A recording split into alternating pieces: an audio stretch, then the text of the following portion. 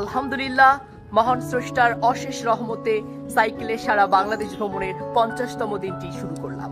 সাইকেলে ঘুরছি সারা বাংলাদেশ, আর সাইকেলে সারা বাংলাদেশ ভ্রমণের আজ আছি ঠাকুরগাঁওয়ের রানীশংকৈলের সব থেকে বড় বাজার নেকমরদ বাজারে।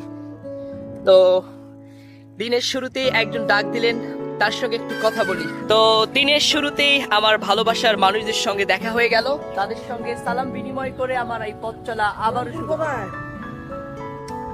তো তাদের দোয়া আর ভালোবাসা নিয়ে আবারও এগিয়ে চললাম। এটা হচ্ছে সকালের নেকমরদ, একদম শান্ত নিরিবিলি, কোনো গ্যাঞ্জাম নেই। হয়তো এই জায়গাটায় সন্ধ্যার পূর্ব মুহূর্তে সব সময় লোক থাকে, অনেক যানবাহন থাকে, ভিড় থাকে। এখন একদমই ভিন্ন। তো সকালের নেকমরদ, সন্ধ্যার নেকমরদ আর রাতের নেকমরদ কিন্তু এক নয়। তো আমি এখন চলে যাব ডান দিকে। তো এইটা হচ্ছে চৌরাস্তা, আর আমার যাত্রা হবে এই শহরের রানীশংকৈল শহরের দিকে এগিয়ে চলছি।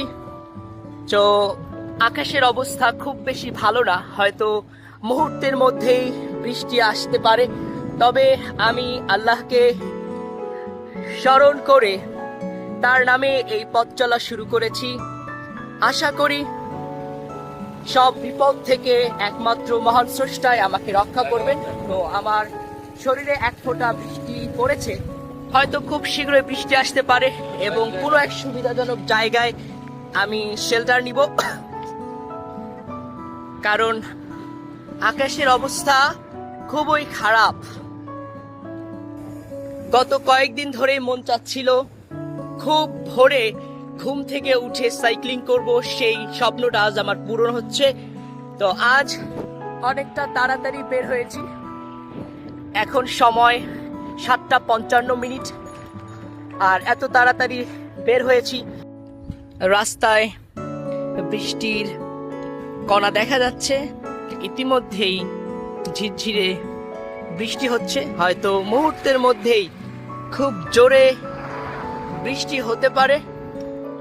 রাস্তা ফাঁকা, তেমন গাড়ি নেই, তেমন মানুষ নেই। আর এই সকালের রাস্তায় এগিয়ে চলছি রানীশংকৈল উপজেলার দিকে। তো সামনেই বড় করে সাইনবোর্ডে লেখা আছে এখান থেকে। ওয়ালাইকুম আসসালাম, কেমন আছেন? এখান থেকে রানীশংকৈল 9 কিলোমিটার, হরিপুর 28 কিলোমিটার এবং বীরগঞ্জ 50 কিলোমিটার। তো সোজাসুজি এগিয়ে চলছি। রাস্তার ধারের কৃষ্ণচূড়া গাছগুলো সত্যি অনেক সুন্দর দেখা যায়, বিশেষ করে পাখির মতো ড্রোনে যদি আমরা দেখতাম আর চমৎকার লাগতো। তো যাই হোক, আমি কিন্তু এগিয়ে চলছি আপনাদের দোয়া আর ভালোবাসা নিয়ে। গত কয়েকদিন ধরে কয়েকজন ব্যক্তি যেভাবে আবার অপপ্রচার করছিল তা সত্যি মেনে নেওয়া যায় না। তো বৃষ্টি শুরু হয়ে গিয়েছে, আমি আর যেতে পারবো না, এখানে আমাকে থামতে হবে, কারণ ইতিমধ্যেই বৃষ্টি শুরু হয়ে গিয়েছে। তো এই তো বৃষ্টি হচ্ছে, এই জন্য থামলাম, আমি থামলাম। পাশে অনেকগুলো ভাইও কিন্তু থেমে গেছে, তো তাদের সঙ্গে একটু গল্প গুজব করি। বৃষ্টিটা থামলে আবারও চলবো। শুধু ভাই আপনাকে মোবাইলেই দেখছি, আজকে বাস্তবে দেখলাম। থ্যাংক ইউ ভাইয়া। ওই তো অটো রিক্সা চালক ভাই আমাকে চিনে ফেলেছে এই বৃষ্টির মাঝে, তিনি আবারও এদিকে ব্যাক করছেন। ভাই আসসালামু আলাইকুম, কেমন আছেন ভাই? আচ্ছা আচ্ছা।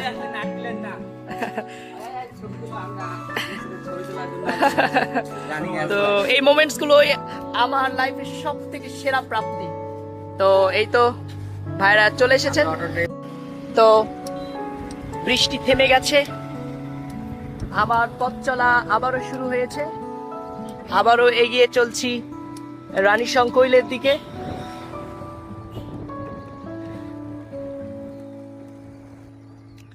আপনারা অনেকেই হয়তো এখনো ঘুমিয়ে আছেন, পরে যখন এই ভিডিওটি দেখবেন তখন মনে হবে ভাই এই বাড়িটা আমার। কেউ হয়তো কমেন্টে স্ক্রিনশট দিয়ে বলবেন যে এটাই আমার বাসা। ইস, রাস্তা দেখা হয়ে গেল না।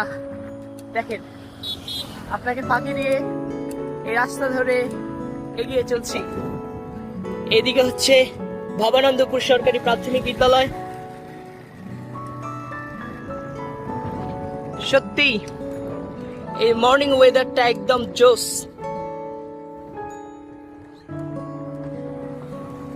মানুষ তাদের কর্মস্থলে যাওয়া শুরু করেছে। কিছুক্ষণের মধ্যেই হয়তো রাস্তাটা ব্যস্ত হয়ে পড়বে। এখন যে 8টা কাছাকাছি, কিছুক্ষণ বিশ্রাম নিয়েছিলাম, এখন সময় 8টা 24 মিনিট। তো বৃষ্টি ছিল, থেমে গিয়েছিলাম, আবার পথ চলা শুরু করলাম। রাস্তার ধারে এই এলাকায় যে জিনিসটা আমার সবচেয়ে বেশি চোখে পড়ছে, ভুট্টা, তারপর আম গাছ,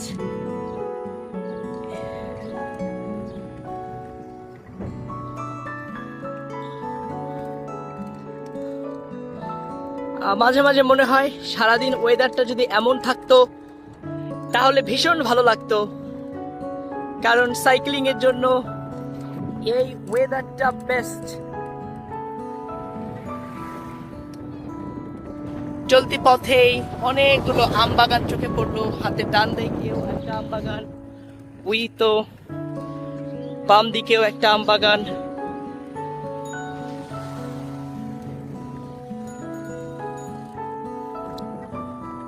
এই তো সামনেই হচ্ছে কুমারগঞ্জ বাজার।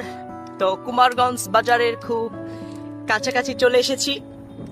সামনেই দেখতে পাচ্ছি লোকজন। এই বাজার সকাল সকাল অনেক লোক, সম্ভবত এই বাজারটি সকালেই বসে, তো তুলনামূলক অনেক লোক, অনেকে গল্পগুজব করছেন।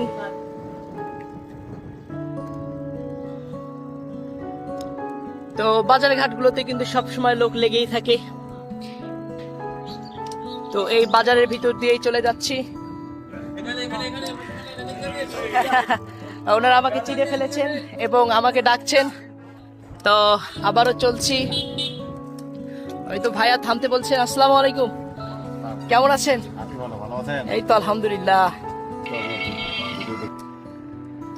পথে পথে থামছি, কথা বলছি, আবার চলছি।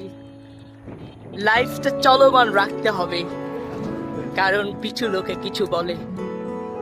আমার পিছনে 1000 লোক থাকতে পারে, কিন্তু আমার সামনে কেউ পথ কিন্তু ব্লক করছে না, একদম ফাঁকা।